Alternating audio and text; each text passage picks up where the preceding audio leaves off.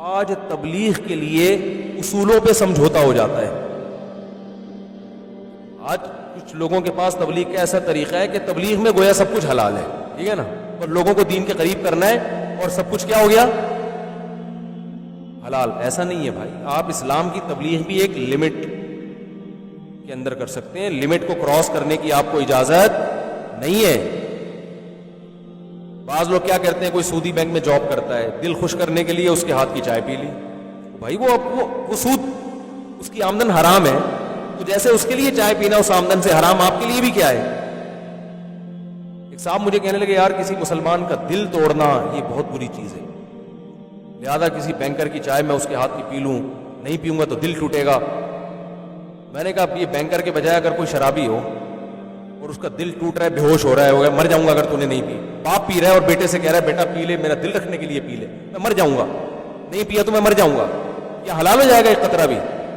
بھائی مرو گے اپنی ذمہ داری پر, گورنمنٹ کی طرف سے مرنے پر کوئی پابندی نہیں ہے, کوئی بھی کسی بھی ٹائم پہ مر سکتا ہے. ہم نے لوگوں کو زندہ بچانے کا ٹھیکہ اتنا لیا ہوا ہے جتنا اسلام نے ہمیں اجازت دی ہے. بات کہاں سے کہاں نکلتی ہے یار, دوسری شادی پہ آ جاتی ہے. پتہ نہیں, تھوڑی سی بات کروں گا, زیادہ نہیں. ایک صاحب کسی بیوہ سے شادی کر رہے تھے, اس بیوہ کا کوئی بیچاری کا پوچھنے والا نہیں تھا. ایسی بیوائیں بہت ہیں مارکیٹ میں, وہ دوسری شادی کر کے اس کا گھر بسا رہے, اور اس بیوہ کا بیان یہ تھا کہ اگر یہ مجھ سے شادی نہ کرتا میں لازمی زنا میں مبتلا ہو جاتی. دفتر میں ہر آدمی ٹیڑھی نظروں سے دیکھ رہا ہے اس کو, یار اس کا شوہر تو مر گیا, جوان لڑکی بیوہ ہو گئی تھی. تو میرے پاس آئے, میں تو الٹے مشورے لوگوں کو الحمدللہ دیتا رہتا ہوں. میں نے کہا یار آپ کو اگر پسند ہے تو آپ شادی کر لو. اس نے کہا میری بیوی خودکشی کی دھمکی دے رہی ہے. میں نے کہا مرنے دو اس کو, آپ کو گناہ, بولو اس کے حقوق میں کوئی کوتاہی نہ کرو, آپ حقوق میں کوتاہی نہ کرو. آپ بولو بھائی اس سے شادی کر کے میں تمہیں بھولوں گا نہیں, تمہارا خرچہ پانی کم نہیں ہوگا, پورا انصاف ہوگا, بلکہ میں نے کہا اور زیادہ پروٹوکول دو تھوڑا سا اس کو.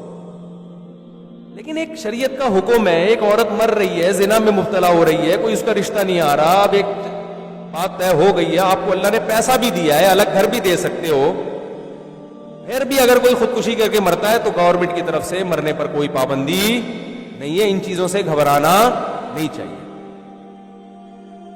تو یہ میں نے دوسری شادی کی مثال جو دی ہے نا, یہ بات سمجھا, اور فقہا نے یہ لکھا ہے. اصل میں اصول سمجھانا چاہ رہا ہوں, دوسری شادی تو بہت دفعہ سمجھا چکا ہوں میں. اصل میں اصول کہ آپ اگر صحیح کرنے جا رہے ہیں اور وہ صحیح کرنا بہت ضروری بھی ہے, یا تو ہے نا بہت ضروری نہ ہو, پھر ٹھیک ہے لوگوں کی رعایت کرو. ہر فرض کا, ہر اچھا کام کرنے کا نہیں ہوتا, بعض دفعہ اچھے کام میں نقصان زیادہ ہوتا ہے. تو ایسے موقع پہ مشورہ یہ دیا جاتا ہے کہ یار کوئی فرض واجب تو ہے نہیں, تھوڑا بہت ثواب ہے نا, تو ثواب میں نقصان بھی ہو رہا ہے تو تھوڑو اتنا کام کرو جتنا برداشت کر سکتے ہو. لیکن ایک چیز ایسی ہے جس سے معاشرے میں بڑا نقصان ہو رہا ہے, پھر اس میں لوگوں کی پرواہ نہیں کی جائے گی. جو مرتا ہے وہ اپنی ذمہ داری پہ مر رہا ہے, گورنمنٹ کی طرف سے مرنے پر کوئی پابندی نہیں ہے. یہ آج کل اس معاملے میں بھی بہت ہوتا ہے.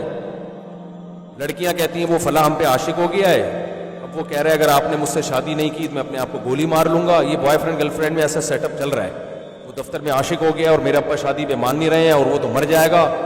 میں کہتا ہوں آپ کے ابا کا نام ماننا اس کی علامت ہے کہ وہ آپ کے لیے مناسب نہیں ہے, کیونکہ ابا کا تجربہ زیادہ ہوتا ہے. آپ اپنی بیٹی کے لیے جتنا اچھا سوچتا ہے کوئی نہیں. لڑکیاں تو بیچاری چند لفاظی میں آ جاتی ہیں نا, مر جائے گا تو کیا ہوگا, میں نے کچھ بھی نہیں ہوگا. بہت سارے لوگ دنیا میں مر رہے ہیں, آپ جا کے عیدی سینٹر دیکھو, مردہ خانے بھرے ہوئے, ایک مردے کا اس میں کیا ہو جائے گا, اضافہ ہو جائے گا. کوئی ٹینشن نہ لو ان چیزوں کی. آپ جو اصول ہے نا اس پہ سمجھوتا نہ کرو. اس کو عشق ہوا ہوا ہے, آپ کو تھوڑی ہوا ہوا ہے عشق, اور اگر ہوا ہوا بھی ہے تو غلط ہوا ہوا ہے نا, ہر جگہ تھوڑی عشق ہو جاتا ہے. تو لوگ آج کل اس طرح بہت کرتے ہیں کہ اس کو یوں ہو گیا تو اس کے ذمہ دار تم ہوگے, اس کو یوں ہو گیا تو اس کے ذمہ دار تم ہوگے. بھائی ہم ذمہ دار جب ہوں گے جب ہم غلط کر رہے ہوں. ہم اگر جائز حق کا مطالبہ کر رہے ہیں, پھر کسی کو کچھ بھی کسی بھی ٹائم پہ ہو جائے, ہم ذمہ دار نہیں ہوں گے. وراثت کے جھگڑوں میں بھی ایسا ہوتا ہے. ایک جگہ جیسے کیس ہوتے ہیں, بڑا بھائی وراثت کھا جاتا ہے نا, بہت زیادہ کھا گیا, تو چھوٹا بھائی کہتا ہے اگر میں نے بڑے بھائی سے وراثت مانگی تو رشتہ داری ٹوٹے گی, دل دکھے گا, وہ ڈپریشن کا مریض ہے, وہ اسٹریس کا ہے. میں کہتا ہوں بھائی اس کو اگر ڈپریشن ہو رہی ہے یہ اس کا ہیڈیک ہے, کیونکہ کیوں ڈپریشن ہو رہی ہے, کسی کا حق ہے تو دو نا اس کو. میں نے کہا آپ مطالبہ کریں, اگر وہ ٹینشن سے مر بھی گیا تو نہ رشتہ داری توڑنے کا گناہ ہوگا, نہ اس کو قتل کرنے کا گناہ ہوگا، بلکہ اس کو مرنے کا گناہ ہوگا. قیامت میں اللہ کہے گا کہ ٹرک کے نیچے آ کے مرتا، بات سمجھ میں آتی ہے. کورونا سے مرتا سمجھ میں آتا ہے. پورے کسی سے پیسے دینے تھے، اس نے تجھ سے مانگے اور تو مر گیا، تجھے شرم نہیں آ رہی اس بات پہ مرتے؟ اس کو مرنے کا گناہ ہوگا. تو آپ دوسری کرتے ہیں، بیوی خودکشی سے مرتی ہے تو اس کو ایک تو خودکشی کا گناہ، تو دوسرا کوئی خودکشی کسی بات پہ کرو نا. تو یہ خودکشیوں کے تانے اور بلیک میلنگ، ان چیزوں سے متاثر مت ہوا کرو. جو اصول ہے وہ اصول. اور دیکھو اس سے بڑی حکمت کیا ہو سکتی ہے کہ نبی صلی اللہ علیہ وسلم غریبوں کو اپنی محفل سے نکال دیتے تو عرب کے سارے سردار آ کے بیٹھ جاتے، اور اسلام اتنی جلدی ترقی کرتا، کیونکہ مسئلہ سارا سرداروں کا تھا نا. جب وہی اپنے ہاتھ میں آ گئے پھر تو اسلام نے دن دگنی رات لاکھوں لوگ جہنم سے بچتے. تو آپ کے پاس کتنے آزار تھے. نبی صلی اللہ علیہ وسلم کہہ سکتے تھے میں بلال حبشی جیسے غریبوں کو، ابو ہریرہ جیسے اور عبداللہ بن مسعود جیسے غریبوں کو نکال رہا ہوں، 4-6 آدمی چلے جائیں گے کوئی بات نہیں، اتنے بڑے بڑے لوگ آئیں گے پھر لاکھوں لوگ جہنم کی آگ سے بچیں گے. میں دنیا کا نہیں، میں تو آخرت کا فائدہ دیکھ رہا ہوں. تو کتنی بڑی دلیل تھی.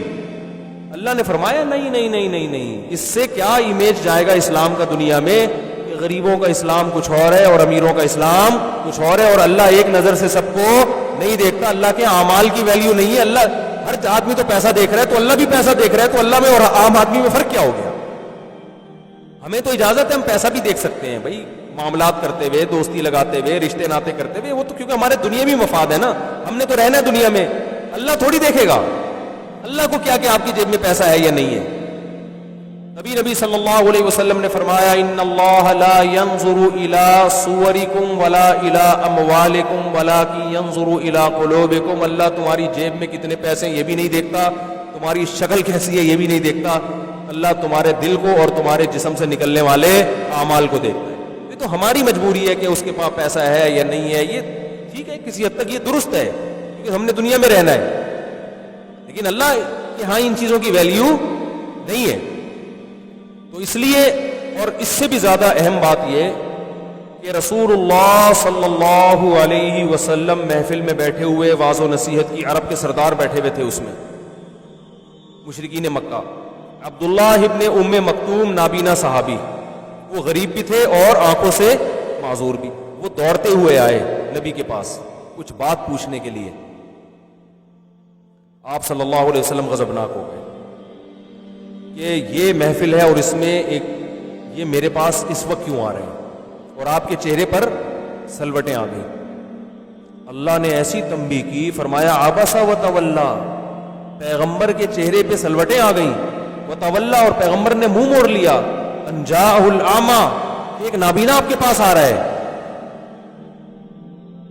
وما یدریک لعلہ یزکا او یذکر فتنفعہ الذکرى، فرمایا وہ طلب لے کے آ رہا ہے، یہ کم بخت طلب لے کے، ان کو تو آپ نے زبردستی بٹھایا ہوا ہے. ان کو تو شوق ہی نہیں ہے جنت میں جانے کا، ان کو تو حق کی تلاش کا شوق ہی نہیں ہے. تو جو بے طلب ہے، جس کو شوق نہیں ہے، انت لہو تصدی، آپ اس کی ہدایت کے پیچھے پڑے ہوئے ہیں. اور جو نابینا طلب لے کے آ رہا ہے، سیکھنا چاہتا ہے، آپ اس کو اگنور کر رہے، نظر انداز کر رہے ہیں. ایسی تنبیہ فرمائی اللہ تعالیٰ نے. اور یہ محمد صلی اللہ علیہ وسلم کے برحق ہونے کی دلیل بھی ہے. یہ آیتیں بھی آپ جو بظاہر آپ کے خلاف جا رہی ہیں، یہ بھی اپنی قوم کو پڑھ کے سنا رہے ہیں.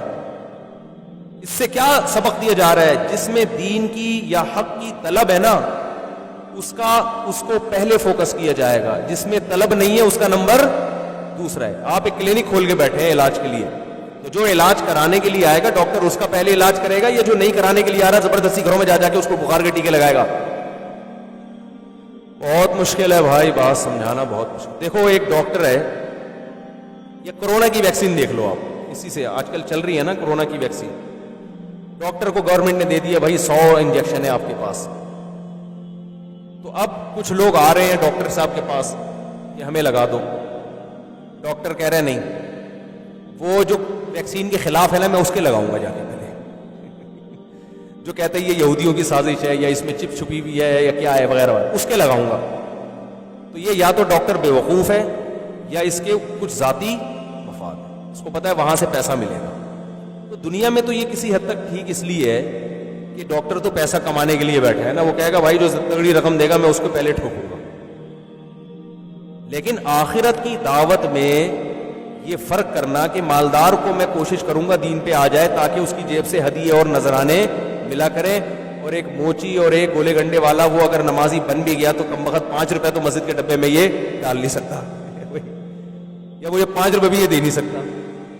یہ اگر دین کا داعی یہ فرق کرے گا تو اس دعوت سے اگر نیک لوگ دین پر آ بھی گئے نا تو اللہ کی طرف سے ثواب نہیں ملے گا, کیونکہ اس دعوت میں اخلاص نہیں ہے. یہ پیغام محمد صلی اللہ علیہ وسلم کو دیا گیا, حالانکہ آپ صلی اللہ علیہ وسلم کی نیت دولت نہیں تھی, لیکن جو صورتاً جو کام ہو رہا ہے اس کو بھی غلط کہا جا رہا ہے. اس واقعے کے بعد حدیث میں آتا ہے جب بھی عبداللہ ابن ام مکتوم نبی کی خدمت میں آتے, غریب صحابی تھے نابینا, آپ ان کے استقبال میں کھڑے ہو جاتے. ہمارے حضرت فرمایا کرتے تھے دیکھو آپ کی وجہ سے, کسی کی وجہ سے آپ کو اگر ڈانٹ پڑے نا تو آئندہ آپ کے دل میں اس کا بغض پیدا ہو جاتا ہے. بھائی مثال کے طور پر آپ کے گھر ایک مہمان آیا تھا, آپ نے اس کو صحیح طرح اکرام نہیں کیا, آپ کے ابا نے چپیڑ لگا دیا آپ پہ کھینچ کے نا, اب یہ میرا دوست ہے تو اس کو پوچھ نہیں رہا. اب جب بھی وہ گزرے گا نا آپ بولو گے اس کی وجہ سے ابا نے چپیٹ مارا تھا اس دن مجھے, یعنی طنز کرو گے کہ نہیں کرو گے؟ یار تم نہ اس دن آتے نہ ابا کی طرف سے مجھے صلواتیں سننے کو ملتی, تمہیں بھی تو کباب میں ہڈی بننے کا شوق ہے, کسی اور وقت آ جاتے, میں کوئی بھاگا تھوڑی جا رہا ہوں, اس وقت بھی آ سکتے تھے, تمہیں بھی ابھی آنا تھا, تمہاری وجہ سے ابا نے مجھے ڈانٹا ہے, یہ کہتے نا ہم. لیکن نبی صلی اللہ علیہ وسلم کا ظرف کیسا ظرف ہے, جب بھی عبداللہ ابن ام مکتوم آتے آپ صلی اللہ علیہ وسلم کھڑے بھی ہوتے اور فرماتے ھذا الذی عاتبنی فیہ ربی, یہ وہ شخص ہے, اتنا بڑا مقام ہے اس کا کہ اس کی وجہ سے میرے رب نے مجھے ڈانٹا ہے, اس کا اتنا بڑا مقام ہے اللہ کی نظر میں, یعنی یہ تو بڑی عزت والا ہے. ان کے استقبال میں آپ کھڑے ہو جاتے. یہ ہمیں اس سے کیا سبق ملتا ہے؟ ہمیں اس سے یہ سبق ملتا ہے کہ دین کی تبلیغ میں اصولوں پر سمجھوتا نہیں کیا جائے.